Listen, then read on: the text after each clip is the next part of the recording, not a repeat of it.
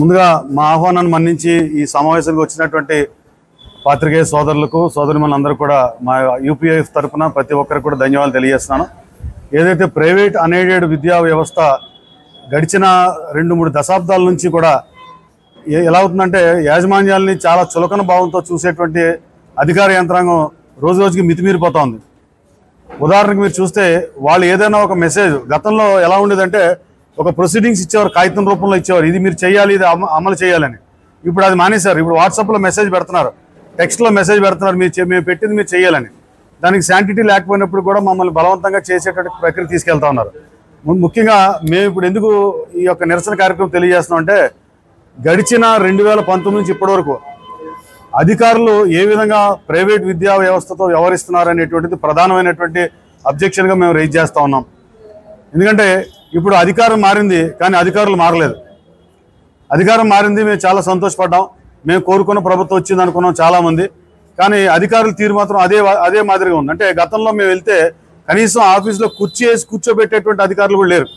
అంటే వీళ్ళ రాష్ట్ర విద్యాశాఖ కమిషనర్ ఆఫీస్కి వెళ్తే కరస్పాండెంట్ కూర్చోవడానికి కుర్చీ కూడా లేదు. ఈరోజు కూడా అదే పరిస్థితి. ఈ రోజున కనీసం కూర్చోవడానికి ముందుకు తీసుకొచ్చి కూర్చోబెడితే మంత్రి గారు స్వయంగా చెప్పి మీరు ప్రైవేట్ పాఠశాలలు వచ్చినప్పుడు వాళ్ళతో మర్యాదగా మీరు మాట్లాడండి, వాళ్ళకి అవకాశం ఇవ్వండి అన్నప్పుడు ఇప్పుడు కూర్చోవడానికి కుర్చీ ఇస్తున్నారు కానీ మాట్లాడడానికి అవకాశం ఇవ్వట్లేదు. కమిషనర్ ఆఫీస్కి వెళ్తే కరస్పాండెంట్స్ యూనియన్ నాయకులు ఎవరు కూడా మాట్లాడడానికి అవకాశం లేదు. వాళ్ళు ఏం చెప్తారు మేము వినాలా, వాళ్ళు ఏం చెప్తారు మేము చెయ్యాలి. అక్కడ కమిషనర్ ఆఫీస్ నుంచి ఇక్కడ రీజన్లో జిల్లా అధికారులకు ఏం చెప్తారో వీళ్ళు అది మమ్మల్ని చేయమని చెప్తారు. ఎక్కడ ఎవరికి చట్టాలతో పని లేదు, ఎవరికి రూల్స్తో పని లేదు. విద్యా హక్కు చట్టం కింద ఈ రోజున గత 3 సంవత్సరాలుగా అడ్మిషన్లు చేస్తూ ఉన్నారు. నిజమైన లబ్ధిదారులు అందరూ ఈ రోజు ఇంకా రోడ్ల మీద ఉన్నారు, గవర్నమెంట్ స్కూల్స్ నుంచి చదువుతున్నారు. లబ్ధిదారులు కానిటువంటి ఎవరైతే విద్యార్థులు ఉన్నారో వాళ్ళు మాత్రం ప్రైవేట్ స్కూల్స్కి దొడ్డిదారులో ఈ అధికారులు ఏదైతే లాటరీ సిస్టమ్లో వేస్తున్నారో వీళ్ళందరూ ప్రైవేట్ అన్ఎయిడెడ్ స్కూల్స్లో ఇవాళ అడ్మిషన్లు తీసుకుని వాళ్ళు 3 సంవత్సరాల నుంచి విద్యను కొనసాగిస్తూ ఉన్నారు. ఇది ఏంటి, మేము క్రాస్ చెక్ చేస్తామనంటే మీ క్రాస్ చెక్ చేసేటువంటి అధికారం లేదు. మీరు క్రాస్ చెక్ చేసి అడ్మిషన్ డినై చేసినా, అడ్మిషన్ లేట్ చేసినా మీ రికగ్నిషన్ రద్దు చేస్తామని చెప్పేటువంటి పరిస్థితి ఈరోజు ఉంది. ఎప్పుడూ లేనటువంటి ఇంత పోకడు ఏంటంటే ఎంఈఓలు డివైఓలు స్కూల్కి వచ్చి మేము కూర్చుని పోతాం, నువ్వు అడ్మిషన్ ఇస్తావా అని చెప్పి కూర్చుంటున్నారు. ఇది ఎక్కడ ఎగ్జిక్యూటివ్ సిస్టమ్ ఎక్కడికి వెళ్ళిపోతున్నా కూడా అర్థం కావట్లా. ఒక అధికారి మాకు ఒక ఇన్స్ట్రక్షన్ ఇచ్చినప్పుడు అది చేయకపోతే మాకు నోటీస్ ఇవ్వాలి, రికగ్నిషన్ క్యాన్సిల్ చేయాలి, లేకపోతే ఇంకోటి ఏదైనా చేయాలి. డైరెక్ట్గా ఈ ఆఫీసర్ డైరెక్ట్గా స్కూల్కి వచ్చేసి కూర్చుని పోయి నీ గుమ్మం దగ్గర కూర్చుంటాను, నీ గేట్ దగ్గర కూర్చుంటాను, నువ్వు చేస్తావా అని అంటే ప్రైవేట్ కరస్పాండెంట్స్ ఏం చెప్పుకోవాలి మా బాధలు. ఈ రోజున సమాచార హక్కు చట్టం కింద ఎవడో ఒక ఆయన వచ్చి లెటర్ పెడతాడు, దాన్ని కూడా మీరు ఇమీడియట్గా ఇవ్వాలంటారు. మాకు ఆ ప్రొవిజన్ లేదు, ప్రైవేట్ అన్ఎయిడెడ్ సంస్థలు సమాచార హక్కు చట్టం రావని చెప్పినా కూడా వినరు. అధికారులు ముందుగా మేము చెప్పేటువంటి మాటలు వినడానికి ఏ ఒక్క అధికారు మండల స్థాయి కానీ, జిల్లా స్థాయి కానీ, రీజనల్ స్థాయి కానీ, రాష్ట్ర స్థాయి కానీ ఏ అధికారి కూడా ప్రైవేట్ అన్ఎయిడెడ్ స్కూల్స్ తరఫున రిప్రజెంటేటివ్ కెపాసిటీలో వెళ్తే ఒక్కరు కూడా మాట్లాడలేని పరిస్థితిలో ఉన్నారు. దాని గురించి ప్రధానంగా ఈ యొక్క నిరసన. ముఖ్యంగా మీ అందరికీ తెలియాలి, జర్నలిస్టులు అందరికీ కూడా. ఎందుకంటే నన్ను చాలామంది జర్నలిస్టులు కూడా క్లారిఫికేషన్ అడిగారు, విద్యా హక్కు చట్టం కింద ఈ 12 అడ్మిషన్స్ ఏంటి అని. ముఖ్యంగా మీరు అందరూ తెలుసుకోవాల్సింది ఏంటంటే ఈ రోజున 1 కిలోమీటర్ రేడియస్లో ఉన్నటువంటి ఒక పరిధి తీసుకుంటే ఆ ఏరియాలో ఏ పిల్లోడు కూడా స్కూల్కి వెళ్లకుండా రోడ్ల మీద తిరగకూడదు అనేటువంటిది విద్యా హక్కు చట్టం చాలా మెయిన్ సారాంశం. అది అంటే ప్రతి పిల్లవాడు స్కూల్లో చదువుకోవాలి. ఏ స్కూల్లో చదువుకోవాలా? సెక్షన్ 12(1)A ప్రభుత్వ పాఠశాలలు, సెక్షన్ 12(1)B ఎయిడెడ్ పాఠశాలలు. ఈ రెండు ఫిల్ అయిపోయి ఇంకా పిల్లలు బయట ఉంటే section 12(1)C private unaided schools. Private unaided స్కూల్స్కి ప్రిఫరెన్స్ ఎందుకు ఇవ్వరు అంటే ప్రభుత్వ ఎయిడెడ్ రెండు ఫిల్ అయిపోయిన తర్వాత అన్ఎయిడెడ్ స్కూల్స్కి వెళ్ళాలి. ఎందుకంటే ప్రభుత్వం ఇప్పటికే ఎయిడెడ్ కానీ గవర్నమెంట్ స్కూల్స్లో కానీ చాలా కోట్ల అమౌంట్ ఖర్చు పెడతా ఉంది. మరి అలాంటప్పుడు ప్రైవేట్ అన్ఎయిడెడ్ స్కూల్స్ పేరుని మళ్ళీ ఈ యొక్క ఎక్స్ట్రా అడ్మిషన్స్ చేసి దానికి రియంబర్స్మెంట్ కింద మళ్ళీ ప్రభుత్వానికి అదనంగా ఫైనాన్షియల్ బాధ్యత ఉంటుంది. కాబట్టి ఈ 12(1)A 12(1)B తర్వాతే 12(1)C చేయాలి. ఈ 1 కిలోమీటర్ రేడియస్లో ప్రభుత్వ ఎయిడెడ్ పాఠశాలలు అన్ని ఫిల్ అయిపోయిన తర్వాత ప్రైవేట్ పాఠశాలలో అడ్మిషన్ చేయాలి. ఇది చట్టంలో ఉన్నటువంటి మెయిన్ ప్రధానమైనటువంటి అంశం. ఇక్కడ ఏం జరుగుతుంది, 1 కిలోమీటర్ రేడియస్లో ఉన్నటువంటి ప్రైవేట్ అన్ఎయిడెడ్ స్కూల్స్ని ఎంచుకోండి అని నోటిఫికేషన్ ఇచ్చారు. అలా ఎలాగిస్తారో మాకు అర్థం కావట్లా. నోటిఫికేషన్ ఇచ్చిన తర్వాత పిల్లలు ఎంచుకుంటున్నారు, స్కూల్స్ని ఎంచుకున్న తర్వాత లాటరీ అంటున్నారు, పిల్లల్ని ఎలక్ట్ చేసేస్తున్నారు. పిల్లోడు ఇచ్చిన సర్టిఫికేట్ ఆ పిల్లోడు నిజంగా బిలో పావర్టీ లేని చెందినవాడా కాదా? సెక్షన్లో ఏదైతే 25% సీట్స్ ఇచ్చినటువంటి రిజర్వేషన్ కేటగిరీలో ఈ అబ్బాయి అందులో ఉన్నాడా లేదా? తండ్రి ఇచ్చిన సర్టిఫికేట్లు జెన్యూనా కాదా? ఈ వెరిఫికేషన్ చేసేటువంటి ప్రక్రియ ఎక్కడా కూడా చేయబట్టలేదు. ఈ సంవత్సరం ముఖ్యంగా 2025-26 చట్టానికి సంబంధించి ఎక్కడ కూడా క్రాస్ వెరిఫికేషన్ చేయలేదు. మేము అనేది ఏంటంటే ఈ స్టూడెంట్ ఎలిజిబుల్లా కాదా, ఈ స్టూడెంట్ ఎలిజిబుల్లా కాదా అంటే మీకు అలాట్ చేసి స్టూడెంట్ ఎలిజిబుల్ కాదా? మరీ ఇంపార్టెంట్గా మీకు ఒక విషయం చెప్పాలా.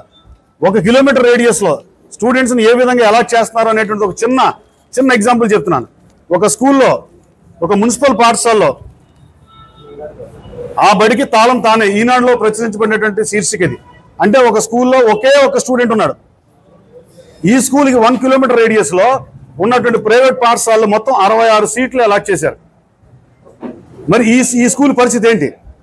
ఈ స్కూల్లో మనం చూస్తే ఫర్నిచర్ చాలా అద్భుతంగా, మరి ప్రభుత్వ పాఠశాల ఫర్నిచర్ చాలా ఇన్ఫ్రాస్ట్రక్చర్ బాగా డెవలప్ చేశారు. మరి ఈ స్కూల్లో ఒకే ఒక స్టూడెంట్ ఎందుకున్నాడు? మరి మీరు ఈ సమానత్వం ఉండాలా అవసరం లేదా? ఈ విద్యా హక్కు చట్టంలో మరి ఉందా లేదా అనేది కూడా మరి ప్రశ్నార్థకంగా మారిపోయింది ఈ రోజున. మరి అన్నిటికంటే ప్రధానంగా నేను ఈవేళ మీ అందరి ముందు నేను ప్రెస్ చేసేది ఏంటంటే, గడిచిన 3 సంవత్సరాల అడ్మిషన్స్ కూడా GOMS నంబర్ 24 ప్రకారంగా గైడ్ లైన్స్ ఇచ్చి చేసినట్టు సందర్భం మనం చూసాం. మరి అదే GOMS నంబర్ 24 చట్ట వ్యతిరేకం, అది విద్యా హక్కు చట్టానికి వ్యతిరేకంగా ఉందని గత ప్రభుత్వంతో మేము పోరాడితే గౌరవ హైకోర్టు ఆ జీవోని కొట్టేయడం జరిగింది. మీరందరూ గమనించుకోవాలి. దయచేసి జర్నలిస్ట్ సోదరులందరూ కూడా రిక్వెస్ట్ చేస్తున్నాను. 3 సంవత్సరాలు అడ్మిషన్స్ GO 24 ప్రకారంగా జరిగితే ఆ జీవోను కొట్టేస్తే 4వ సంవత్సరం ఆ పిల్లోడు కంటిన్యూ అవుతాడా అవడా? నా దృష్టిలో చట్ట ప్రకారంగా, న్యాయ ప్రకారంగా ఈ సంవత్సరం ఆ పిల్లోడు కంటిన్యూ అవ్వకూడదు. ప్రభుత్వం దాని మీద ఏపీలకు వెళ్ళింది. ఓకే, ఏపీలో స్టే రాలేదు. మరి ప్రభుత్వం నుంచి మాకు క్లారిటీ రావాలి కదా. బాబు, మీరు 3 సంవత్సరాలు పిల్లలు చదివించారు, మేము ₹1 ఇవ్వలేదు, 4వ సంవత్సరం వచ్చింది, ఈ 4వ సంవత్సరం ఆ పిల్లోని మీరు కంటిన్యూ చేయండి, మేము దాని గురించి ఆలోచన చేస్తాం, గత ప్రభుత్వం చేసుకున్న నిర్ణయం కాబట్టి మేము ఈ సంవత్సరం ఆలోచన చేస్తాం, అప్పటి వరకు పిల్లల్ని మీరు ఏ ఇబ్బంది పెట్టద్దు, లేదా పిల్లల్ని కంటిన్యూ చేయండి అని ఏదో ఒక కమ్యూనికేషన్ ఇవ్వాలి కదా. అలాంటి కమ్యూనికేషన్ లేకపోగా ఈ సంవత్సరం 2025-26 విద్యా సంవత్సరానికి కొత్త గైడ్ లైన్స్ ఫ్రేమ్ చేయలేదు. దయచేసి జర్నలిస్టులు గుర్తుపెట్టుకోవాలి. కొత్తగా ఈ సంవత్సరం గైడ్ లైన్స్ లేకుండా నేరుగా అడ్మిషన్లు ఇచ్చారు. ఇది చాలా అన్యాయం. గైడ్ లైన్స్ లేవు. అన్నిటికంటే ఇంకా ప్రధానమైనటువంటి అంశం మీ ముందు ఉంచాలా. సెక్షన్ 12(2) రూల్, రాష్ట్ర ప్రభుత్వం ఏర్పరచుకున్న రూల్స్ లో రూల్ 10 ఏం చెప్తుందంటే రీఎంబర్స్మెంట్ క్లాస్ చెప్తుంది. అంటే ఈ రీఎంబర్స్ గురించి మాట్లాడితే ప్రైవేట్ అన్ఎయిడెడ్ స్కూల్స్ ఆర్థిక పరమైనటువంటి అంశం లేవనెత్తున్నారంటారు. మాకు ఆర్థిక పరమైన అంశం కాదు ఇక్కడ కావాల్సింది. ఇక్కడ ప్రధానంగా ప్రభుత్వ పాఠశాలలో విద్యార్థి మీద ఎంత ఖర్చు పెడుతున్నారో అనేటువంటిది నిర్ధారణ చేయవలసిన బాధ్యత రూల్ 10 కింద స్టేట్ లెవెల్ కమిటీకి ఉంది. ఆ కమిటీ ఇప్పటికి వచ్చి ప్రభుత్వ పాఠశాలలో ఎంత ఖర్చు పెడతారో చెప్పలేదు. ఎందుకు ప్రభుత్వ పాఠశాలలో విద్యార్థులు ఎంత ఖర్చు పెడుతున్నారో తెలియాలి అంటే అది కొలమానకం తీసుకుని ఈ యొక్క ప్రైవేట్ స్కూల్లో ఫీజు ఎంత, ప్రభుత్వ పాఠశాలలో ఖర్చు పెట్టేది ఎంత, ఏది తక్కువ అయితే అది ఆ స్కూల్కి రీఎంబర్స్మెంట్ చేయాలి. అది రీఎంబర్స్మెంట్ పద్ధతి. అంటే సపోజ్ ఒక ఎక్స్ స్కూల్ తీసుకుంటే ఈ ఎక్స్ స్కూల్లో ఫీజు 50,000 అనుకున్నాం ఫర్ ఎగ్జాంపుల్, కానీ ప్రభుత్వ పాఠశాలలో విద్యార్థులు ఖర్చు పెట్టేది ₹1,00,000 అనుకుందాం. ఈ సెక్షన్ 12(2) ఏం చెప్తుంది? విచ్ ఎవర్ ఈజ్ లెస్ అని చాలా స్పష్టంగా ఉంది. అంటే ప్రభుత్వ పాఠశాలలో ₹1,00,000 ఖర్చు పెడుతున్నారు కాబట్టి ఈ స్కూల్ 50,000 కాబట్టి వీడికి 50,000 ఇస్తారు. వీడి ఫీజు 2,00,000 అనుకోండి, 2,00,000 ఎవరు 1,00,000 ఇస్తారు. Which ever is less. ఇది రీఎంబర్స్మెంట్ లో సెంట్రల్ గవర్నమెంట్ యాక్ట్ లో ఉన్నటువంటి ప్రొవిజన్. దీన్ని పక్కన పెట్టేశారు. అంతకంటే ఘోరం ఏంటంటే ఇప్పుడు స్కూల్స్ ని స్టార్ రేటింగ్లు ఇస్తున్నారంటారు. 5 స్టార్ల కింద గ్రేడ్ చేస్తున్నారు. 5 స్టార్ల కింద గ్రేడ్ చేసి 9,000, 10,000, 11,000, 3 అలాగా 12,500 వరకు 5 ఫీజులు కేటగరైజ్ చేశారు. మరి స్టార్ రేటింగ్ ఇవ్వడానికి ఏ చట్టంలో ఉందో ఆ ప్రొవిజన్ తెలియట్లేదు. ఏ చట్టంలో ఉందో ప్రొవిజన్? స్కూల్లో ఉన్న పారామీటర్స్ లేకపోతే ఇన్ఫ్రాస్ట్రక్చర్ బేస్ చేసి యూడేస్ డేటా ప్రకారంగా మేము చేసామంటున్నారు. యూడేస్ డేటా ప్రకారంగా చేసుకుంటారో ఏ డేటా ప్రకారంగా చేసుకుంటారో మీకు అసలు చట్టంలో ఏదైనా ప్రొవిజన్ ఉంటే కదా స్టార్ రేటింగ్ ఇవ్వడానికి. ఏ చట్టంలో ఉంది మీకు ఆ ప్రొవిజన్?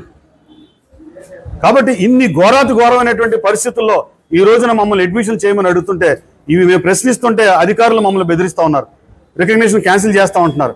మీకు ఇంకో విషయం కూడా చెప్పాలి. ఈ రోజున మేము కాకినాడ జిల్లా ఆఫీస్కి వెళ్తే మాకు కూర్చోడానికి కుర్చీ లేదు, తాగడానికి మంచినీళ్ళు లేవు, మమ్మల్ని పలకరించే నాదుడు లేడు. ఎవరిని పలకరిస్తారంటే కొత్తగా రికగ్నిషన్ ఫైల్ పట్టుకెళ్ళిన ఉన్నాం, రెన్యువల్ కోసం వెళ్ళిన ఉన్నాం, బతిమాలకు నన్ను తీసుకెళ్తారు పక్కకి.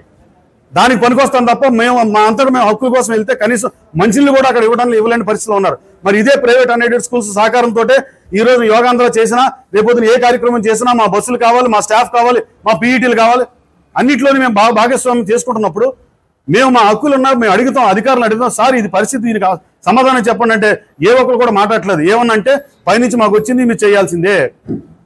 ప్యూర్లీ మెకానికల్ అయిపోయిందండి. మొత్తం వ్యవస్థ అంతా ఎలా అయిపోయిందంటే మెకానికల్గా అయిపోయింది. అక్కడ స్విచ్ నొక్కడే ఇక్కడ లైట్ వెలిగింది అంతే. మధ్యలో కరెంట్ ఎలా వచ్చింది, వైర్ కట్ అయింది, ఏ సంబంధం లేదు. అక్కడ విద్యాశాఖ కమిషనర్ దగ్గర నుంచి వచ్చిన ఇన్స్ట్రక్షన్స్ మండల స్థాయిలో చేయాల్సిందే. మండల విద్యాశాఖ అధికారి ప్రశ్నించడానికి రైట్ లేదు, జిల్లా విద్యాశాఖ అధికారి ప్రశ్నించడానికి అధికారం లేదు, ఎవరు ప్రశ్నించడానికి అధికారం లేకుండా ఈ నియంతృత్వ పోకడని మేము ప్రశ్నిస్తా ఉన్నాం.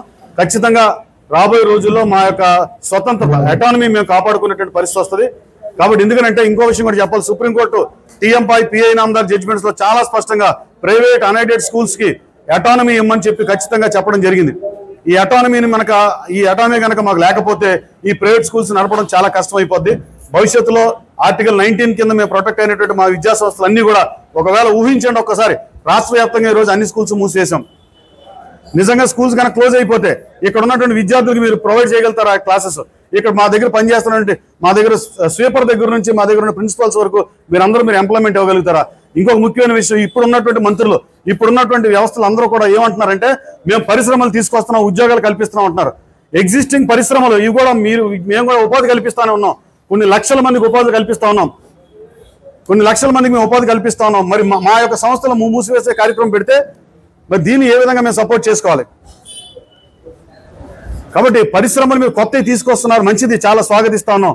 ఇక్కడ ఉన్నటువంటి ఉపాధి కల్పించేటువంటి మాలాంటి కొన్ని లక్షల వేల విద్యా సంస్థలు మాత్రం మూసివేసే దిశగా మాత్రం మీరు చర్యలు తీసుకోవద్దని కేవలం అధికారుల మీద మాత్రమే మా యొక్క ఈ పోరాటం తప్ప మేము ఎక్కడ కూడా రాజకీయ నాయకులు కానీ మంత్రులు కానీ ఎవరిని కూడా మేము విమర్శించే పరిస్థితి లేదు.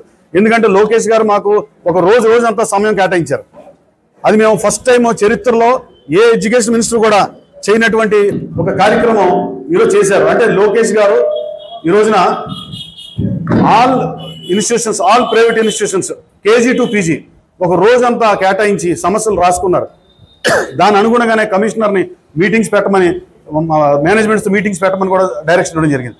ఆయన కూడా చాలా స్పష్టంగా చెప్పారు, విద్యా హక్కు చట్టం అమలు సరిగ్గా జరగట్లేదు, దీన్ని మేము ప్రక్షాళన చేస్తున్నామని. కానీ అధికారులు మాత్రం దాన్ని చేసే పరిస్థితి కనిపించట్లేదు. కాబట్టి దయచేసి పాత్రికేయ సోదరులందరినీ కూడా మిమ్మల్ని రిక్వెస్ట్ చేసేది ఒకటే, మేము ఎవరిని కూడా విమర్శించే పరిస్థితులు లేవు. కానీ అధికారులు ఎవరైతే మొండిగా మేము చెప్పింది మీరు చెయ్యాలి అనేటువంటి పరిస్థితి ఎక్కడికైతే వచ్చిందో దాన్ని మేము ఖండిస్తూ ఉన్నాము. కాబట్టి దయచేసి పాత్రికేయ సోదరులందరూ సహకరించి మేము విద్యా హక్కు చట్టాన్ని పూర్తి స్థాయిలో అమలు చేయడానికి మేము ఖచ్చితమైనటువంటి ప్రణాళికతో మేము ముందుకెళ్తాము. ఎప్పుడైతే చట్టాన్ని పూర్తి స్థాయిలో ఉన్న సెక్షన్స్ని కరెక్ట్గా ఇంప్లిమెంట్ మీరు చేస్తారో ఖచ్చితంగా ప్రతి ఒక్క కరెస్పాండెంట్ మేమే స్వచ్ఛందంగా ముందుకు వచ్చి మేము అమలు చేస్తాం. ఎందుకంటే ఇది కేంద్ర చట్టం, ఎవరు కూడా మేము అమలు చేయమని చెప్పడానికి లేదు, ఖచ్చితంగా లేదు. కానీ సెక్షన్స్ని ఇంప్లిమెంట్ చేయకుండా యాక్ట్ని పక్కదో పట్టించి తూట్లు పొడుస్తూ ఈ యొక్క వ్యవహారం ఏదైతే చేస్తున్నారో దాన్ని మేము ఖండిస్తూ ఉన్నాం. కాబట్టి దయచేసి పాత్రికేయ సోదరులు ఈ విషయాన్ని ప్రజల్లోకి తీసుకెళ్లాలి. మరి మిమ్మల్ని అందరూ కూడా మనస్ఫూర్తిగా కోరుతా ఉన్నాను. Thank you. డిప్యూటీ కలెక్టర్ ఒక కరెస్పాండెంట్కి ఫోన్ చేసి మేము మీకు అడ్మిషన్స్ పంపించాం, మీరు ఎందుకు చేయట్లేదు అని అడిగారు. అడిగితే మేము ఇలా కమిషనర్కి, ప్రిన్సిపల్ సెక్రటరీకి కొన్ని అబ్జెక్షన్స్ మేము పంపించామండి. అవి వచ్చిన తర్వాత దాని మీద రీఎంబర్స్మెంట్ కూడా ఇంకా దాని మీద క్లారిఫికేషన్ రాలేదని అంటే ఆవిడ కేకలేసారు కరెస్పాండెంట్ మీద. రీఎంబర్స్మెంట్ ఇస్తామని మీకు ఎవరు చెప్పారు? రీఎంబర్స్మెంట్ లేదు, ఏమి లేదు, మీరు సీట్ ఇవ్వండి ఇమీడియట్గా, రేపు మార్నింగ్ 10 o'clock కల్లా మీరు పేరెంట్కి అడ్మిషన్ ఇవ్వాలి. ఇది థ్రెటనింగ్ యాటిట్యూడ్. రీఎంబర్స్మెంట్ లేదని చెప్తున్నారు మేడం. మరి ఆవిడ అంటే ఒక ఐఏఎస్ అధికారి కూడా రీఎంబర్స్మెంట్ ఉంది అనేటువంటి క్లాస్ అంటే అందరిలోని ఉండదు ఏంటంటే ఉచిత సీట్లు అనుకుంటున్నారు. ఇది ఉచిత సీట్లు కాదు, పేరెంట్కి ఉచిత సీట్ అవ్వచ్చు కానీ గవర్నమెంట్ రీఎంబర్స్మెంట్ చేయాలి. రీఎంబర్స్మెంట్ ఏ విధంగా చేయాలో కూడా రాష్ట్ర ప్రభుత్వం రూల్స్లో ఉంది, సెంట్రల్ గవర్నమెంట్ చట్టంలో కూడా ఉంది. అలాగే మీరు అడిగిన ప్రశ్నకి ఇంకొకటి, ఎంఈఓ సాక్షాత్ ఎంఈఓలు, డివైఓలు స్కూల్ గేట్ల దగ్గర కూర్చుని పరిస్థితి విజయనగరంలో మేము చోటు చేసుకుంది. మొన్న ఎంఈఓలు వస్తున్నారు, స్కూల్స్కి వచ్చేస్తున్నారు, వచ్చి కూర్చొని మీరు చెయ్యాలి అంటున్నారు. ఇది ఎందుకు ఫోర్స్ చేస్తున్నారు? మేము కమిషనర్తో మాట్లాడుకుంటున్నాము, హైకోర్టులో ఈ మ్యాటర్ మేము ఫైల్ చేసాం, నోటిఫికేషన్ ఛాలెంజ్ చేసాము, కొంచెం సమయం ఇవ్వండి, మాకు 2వ తారీఖు వరకు టైం ఉందన్నా కూడా ఈ రోజు సాయంత్రంలో మీరు చేయాలి అని చెప్పడం. వాట్సాప్ గ్రూపుల్లో మాకు థ్రెటనింగ్ ఏంటి, ఈ రోజు ఈ స్కూల్స్ ఇన్ని అయినాయి, ఈ స్కూల్స్ ఇన్ని చేయలేదు, చేయని స్కూల్స్ సంజాయిషి ఏంటి. ఒక్క కర్నూలులో 273 స్కూల్స్కి షోకాజ్ నోటీస్ ఇచ్చారు, ఒక కర్నూలులో. కాకినాడలో కూడా కొన్ని స్కూల్స్ అన్ని మొత్తం రాష్ట్ర వ్యాప్తంగా షోకాజ్ నోటీస్ ఇస్తున్నారు. కాబట్టి దీన్ని కూడా ఈ యొక్క థ్రెటనింగ్ యాటిట్యూడ్ని మాకు మానసికంగా మాకు చాలా ఇబ్బంది కలుగుతుంది సార్. ఇంకో అన్నిటికంటే మీరు అన్నది main important point, summer holidays. Correspondents అందరూ సాక్షిగా సమ్మర్ హాలిడేస్ మమ్మల్ని నరకం చూపించారు సార్. మాకు చెప్పరా? అంతేనండి. సమ్మర్ హాలిడేస్లో ఫ్యామిలీతో మేము బయట ఉన్నాం సార్ అన్న కూడా మీరు ఇమీడియట్గా ఈవినింగ్ లోపు చేయాల్సిందే, మీరు రిజిస్ట్రేషన్ చేయాలని చెప్పి మమ్మల్ని ఇబ్బంది పెట్టారు. దీని ముందు ఒక ఫామ్ 1 ఒకటి, అది అద్భుతమైనటువంటి సంఘటన. ఫామ్ 1 ఫిలప్ చేయండి అంటారు. ఫామ్ 1 ఫిలప్ చేయండి అంటే నాకు అర్థం కాదు. ఫామ్ 1 అంటే రికగ్నేషన్ టైంలో ఇస్తాం సార్, ఇప్పుడు కాదంటే. సమ్మర్లో మమ్మల్ని నరకం చూపించారు. మొట్టమొదటి సమ్మర్ వెకేషన్స్ మనం అనిపించిన బాధ ఎప్పుడైనా అనుభవించామండి? అది సార్ అధికారుల తీరు. మేము కోరుకునేది చట్టాన్ని యాజ్ ఇట్ ఈజ్గా మీరు అమలు చేయండి. మేము ఖచ్చితంగా నోరు మెదపకుండా మళ్ళీ మారు మాట్లాడకుండా మేము వెనకాల ఉంటాం. ఉన్న అండర్స్టాండింగ్ బట్టి ఇది కేవలం అధికారులు. మేము మంత్రి గారిని కలిసాము, మంత్రి గారిని 4-5 సార్లు కలిసాము. ఆయన చాలా స్పష్టంగా ఉన్నాడు మా దృష్టిలో. మరి కానీ అధికారుల దగ్గరికి వెళ్ళాము, ఐఏఎస్ ఆఫీసుల దగ్గరికి వెళ్ళినప్పుడు వాళ్ళు మాట్లాడడానికి మాకు స్కోప్ ఇవ్వట్లేదు. మేము చెప్పింది మీరు చెయ్యాలి అన్నారు.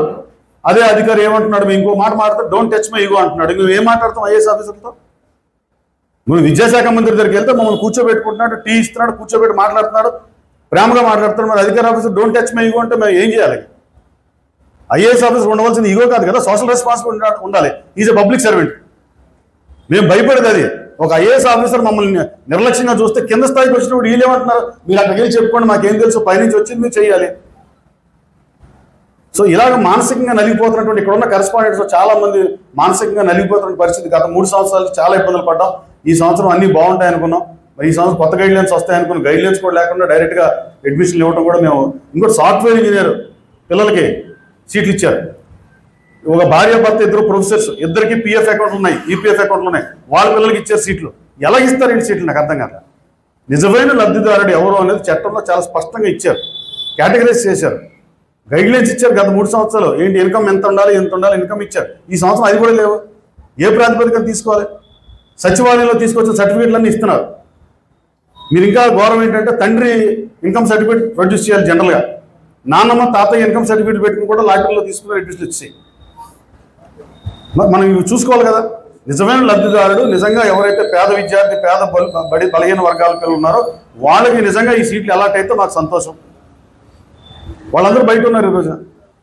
ప్రత్యక్ష సాక్షి. ఇంకొక విషయం, ఒక స్టూడెంట్కి 4 స్కూల్స్ ఇచ్చారు, ఒక స్టూడెంట్కి 5 స్కూల్స్ ఇచ్చారు. ఇవన్నీ మేము కోర్టులో ప్రొడ్యూస్ చేసాం ఎవిడెన్షియల్గా, విత్ ఆల్ ఎవిడెన్స్. ఒక స్కూల్లో ఒక పిల్లోడికి ఒకే ఆధారం మీద 4 సీట్లు ఎలా ఇస్తారంటే ఇది ఇంతకంటే ఘోరం ఏమైనా ఉందా? ఫస్ట్ రౌండ్లో వచ్చిన స్కూల్కి ఒక పిల్లోడికి అలాట్మెంట్ అయిపోయింది, ఒక స్కూల్కి. సెకండ్ రౌండ్లో మళ్ళీ ఇంకో స్కూల్కి అలాట్మెంట్ వచ్చింది. అసలు 1 కిలోమీటర్ రేడియస్లో ఉన్నటువంటి పాఠశాలలో అన్ని స్కూల్స్ ఖాళీగా ఉండగా ఏదో ఒక స్కూల్కి ఎలా వెళ్తాయి అడ్మిషన్లో? జస్టిఫికేషన్ జరగాలి కదా. 25% అన్ని స్కూల్స్కి ఇవ్వాలి. ఒక కిలోమీటర్లో ఉన్నప్పుడు 16 స్కూల్స్ ఉన్నాయి. 16 స్కూల్స్లో 25% ఫీల్ అవ్వాలా వద్దా? మరి చట్ట ప్రకారంగా 16 స్కూల్స్ ఉంటే 2 స్కూల్సే ఫీల్ అవుతున్నాయి. మిగతా 14 వదిలేసి మళ్ళీ 2 కిలోమీటర్ల పరిధి పెంచుతున్నారు నైబర్హుడ్ ఏరియా. పూర్తిగా చట్టాన్ని వ్యతిరేకంగా చేస్తున్నారు. ఇవన్నీ గత 3 సంవత్సరాలు జరిగిన తప్పిదాలే. అప్పుడు అందుకనే కోర్టు ఆ జీవోని కొట్టేయడం జరిగింది. మళ్ళీ అంతకంటే ఘోరంగా అసలు గైడ్లైన్స్ ఏ జీవో లేకుండా డైరెక్ట్గా నోటిఫికేషన్ ఇచ్చారు.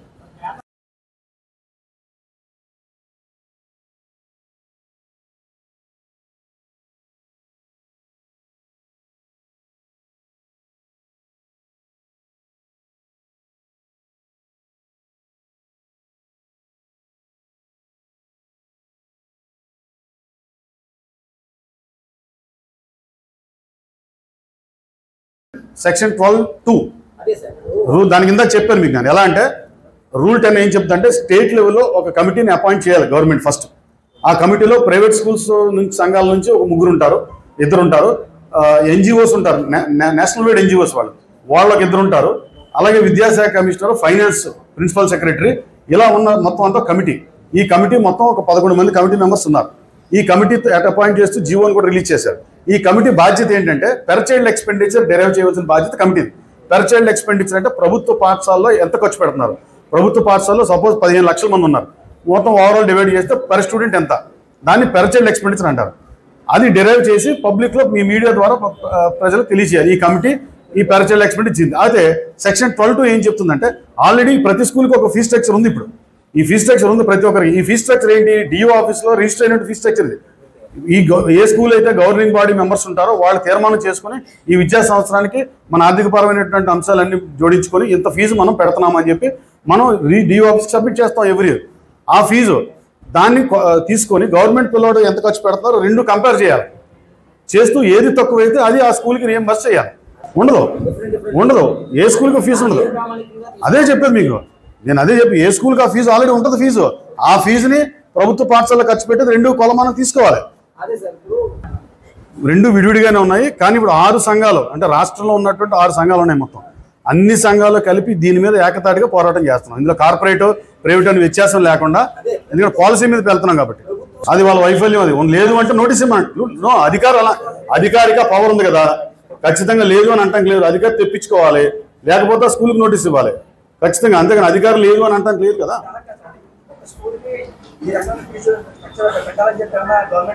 లేదండి, గతంలో 53 జీవో ఇచ్చింది, కోర్టు కొట్టేసింది. అది ప్రైవేట్ స్కూల్స్లో ఫీజు ఇంత ఉండాలని ప్రభుత్వం నిర్ణయించడానికి అధికారం లేదు.